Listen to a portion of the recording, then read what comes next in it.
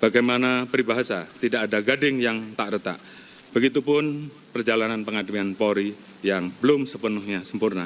Oleh karena itu, setiap kritik kami pandang sebagai cermin untuk berbenah. Setiap masukan kami terima sebagai dorongan untuk berubah, dan setiap harapan masyarakat kami maknai sebagai amanah demi meneguhkan dharma bakti kami, demi menghadirkan sosok Polri untuk masyarakat. Untuk meningkatkan kualitas SDM Indonesia, Polri bersama Yayasan YKB, Yayasan Kader Bangsa Indonesia, dan para pemerhati pendidikan membangun SMA Kepala Taruna Bayangkara yang alhamdulillah pada 11 Juni 2026 telah meraih sertifikat internasional bakalaureat diploma program, sehingga setara dengan lembaga pendidikan kelas dunia, serta alumnus dapat memiliki kesempatan besar untuk meneruskan pendidikan di 20 universitas terbaik di dunia. Saat ini SMA KTB akan memulai pendidikan untuk angkatan kedua sebanyak 180 siswa dengan rata-rata IQ di atas 120 yang diseleksi dari 14.582 pendaftar. Untuk memajukan industri nasional dan menunjang ekosistem kemandirian teknologi keamanan, kami meningkatkan penggunaan barang produksi dalam negeri sebagai pendukung peralatan dan perlengkapan kepolisian seperti kaos anti sayat, baju anti panah, baju anti radiasi, hingga berbagai kendaraan khusus yang digunakan dalam memelihara Kamtibmas. Salah satunya mobil dan sepeda motor listrik hasil konversi dari kendaraan berbahan bakar fosil yang sudah tidak berfungsi menjadi sepeda motor dan mobil listrik.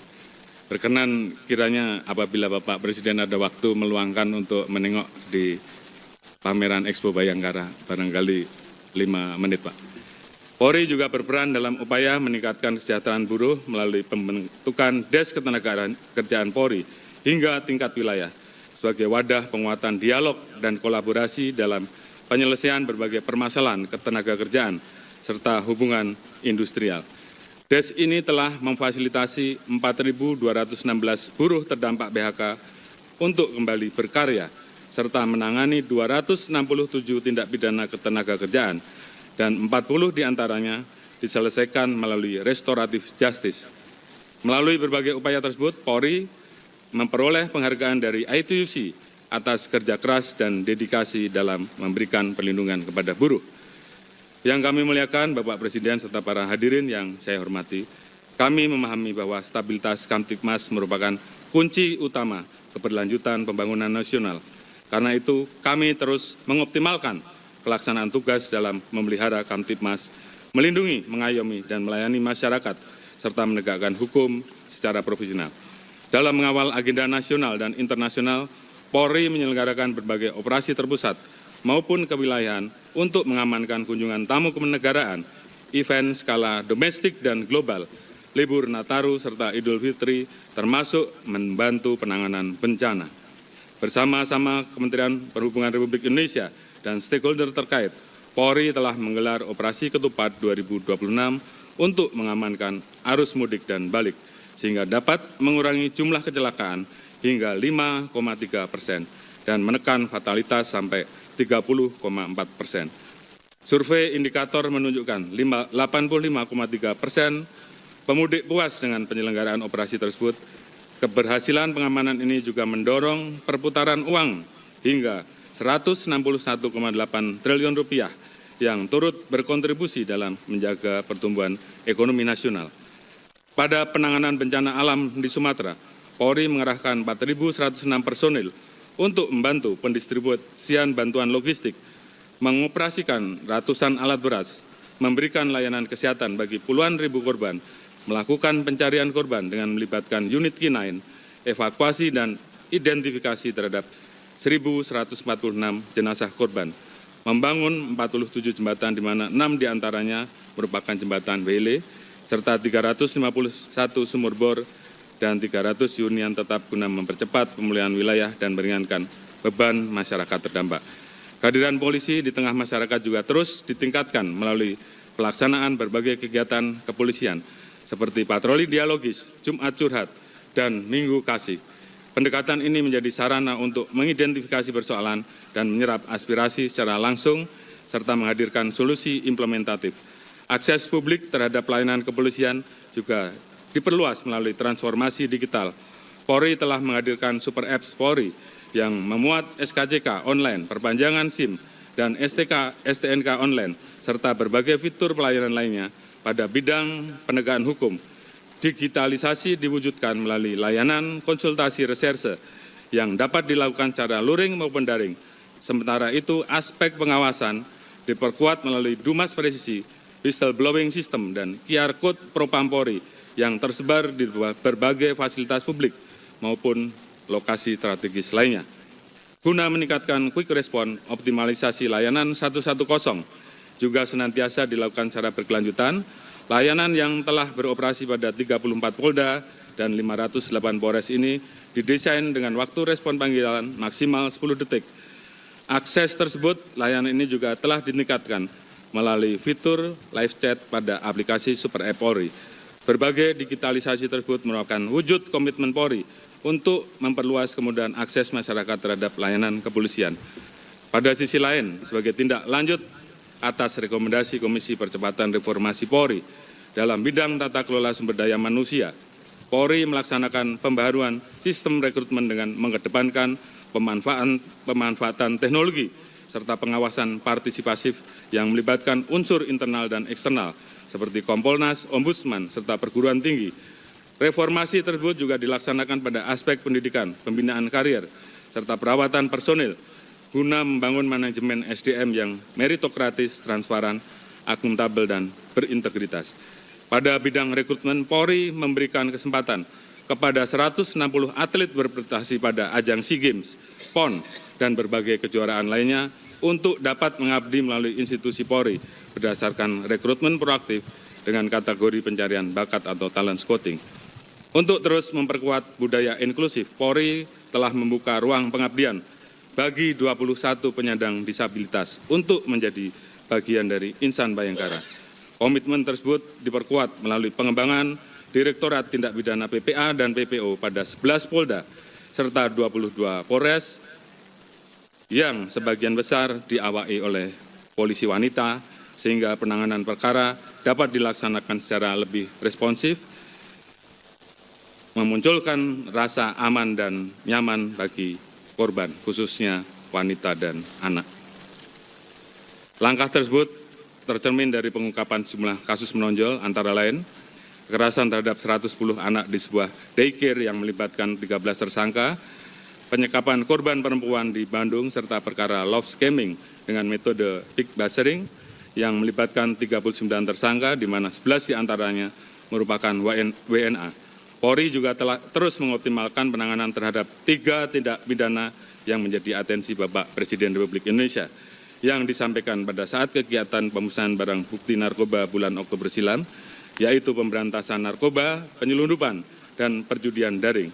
Dalam memutus mata rantai peredaran narkoba, pada tahun 2026, Polri telah mengungkap 24.837 perkara, menetapkan 32.792 tersangka, menyita barang bukti berupa 3,1 ton sabu, 4,1 ton ganja, 763.000 butir ekstasi, 59,2 juta butir obat keras, dan berbagai jenis narkotika lain senilai 10,4 triliun rupiah, serta menyelamatkan 89 juta jiwa dari bahaya penyalahgunaan narkoba. Polri juga berusaha untuk melakukan transformasi 148 kampung narkoba dan saat ini menjadi kampung bebas dari narkoba. Pencegahan terhadap kebocoran keuangan negara juga terus dilakukan melalui pembentukan Satgas Optimalisasi Penerimaan Negara atau OPM dan Satgas Gakum Tindak Pidana Penyelundupan.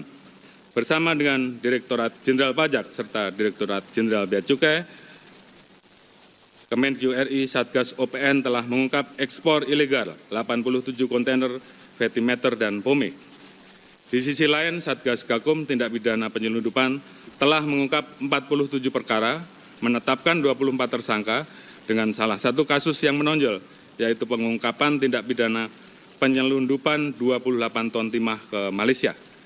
Secara konsisten kami meningkatkan pemberantasan terhadap dampak negatif perjudian daring dengan melakukan pengungkapan 718 kasus, penetapan 1.164 tersangka, menyita barang bukti sejumlah 1,75 triliun rupiah, dan pemblokiran 278.000 situs dan konten perjudian daring bersama-sama dengan Kementerian Komdigi. Salah satu kasus menonjol yang berhasil diungkap adalah perjudian daring jaringan internasional yang melibatkan 322 warga negara asing yang mengelola 145 domain. Pada kasus tersebut, 291 warga negara asing telah ditetapkan sebagai tersangka.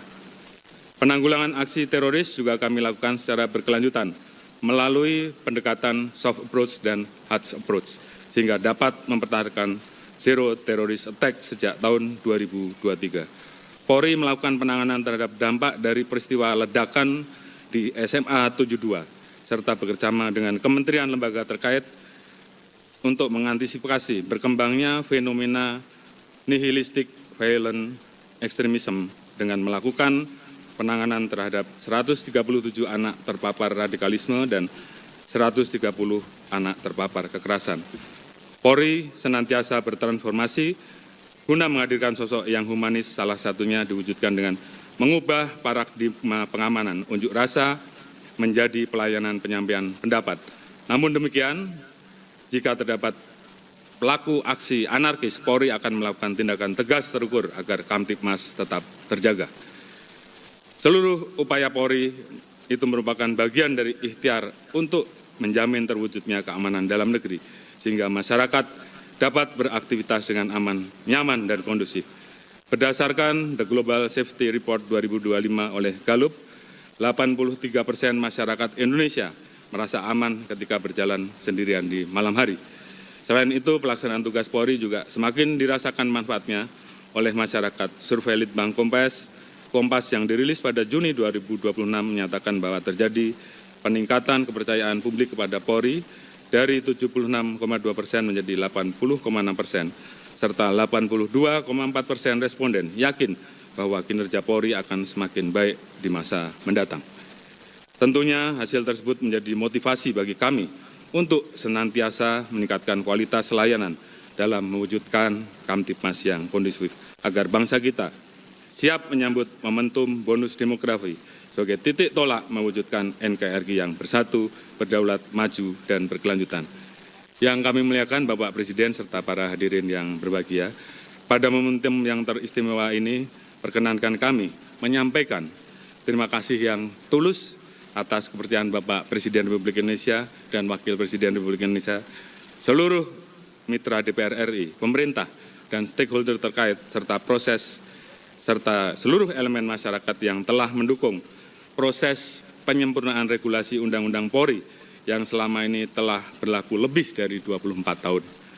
Undang-Undang Nomor 5 Tahun 2026 menjadi landasan untuk terus meningkatkan kualitas pelayanan serta mengawal berbagai kepentingan nasional dalam upaya mewujudkan visi bersama Indonesia Maju menuju Indonesia Emas 2045 yang kita cita-citakan bersama. Demi mewujudkan asa tersebut, dibutuhkan tekad dari seluruh komponen bangsa untuk saling bahu-membahu, dan kami menyadari bahwa semangat transformasi Polri merupakan bagian yang tak terpisahkan dari perjuangan kolektif tersebut. Sebagaimana peribahasa, tidak ada gading yang tak retak. Begitupun perjalanan pengabdian Polri yang belum sepenuhnya sempurna. Oleh karena itu, setiap kritik kami pandang sebagai cermin untuk berbenah. Setiap masukan kami terima sebagai dorongan untuk berubah, dan setiap harapan masyarakat kami maknai sebagai amanah demi meneguhkan dharma bakti kami, demi menghadirkan sosok Polri untuk masyarakat. Demikian sambutan kami, semoga Tuhan yang Maha Kuasa senantiasa memberikan petunjuk dan kekuatan pada kita semua dalam memberikan pengabdian terbaik kepada masyarakat, bangsa, dan negara. Sekian dan terima kasih. Wassalamualaikum warahmatullahi wabarakatuh. Om Santi, Santi, Santi.